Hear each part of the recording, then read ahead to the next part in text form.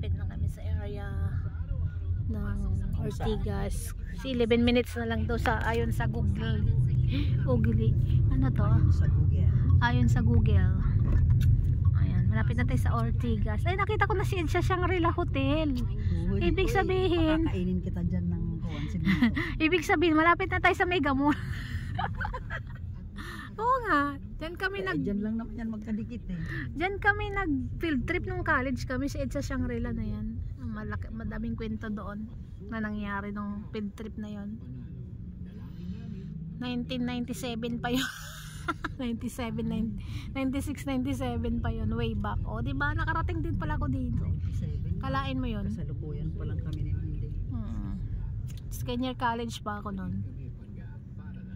Alam nyo guys, 1997 nung unang dapo ko dito sa Ortigas. Tapos hindi ko akalain na mag-i-stay rin pala ako ng Maynila. Sabi ko ayaw ko dito. Pero dito pa rin. Ayaw ko dito. Kasi mahiluhin tayo, Dito sabi ko. pa rin bumagsak. Dito rin pala ako mag-stay ng super long, 25 years. Ayan, traffic na.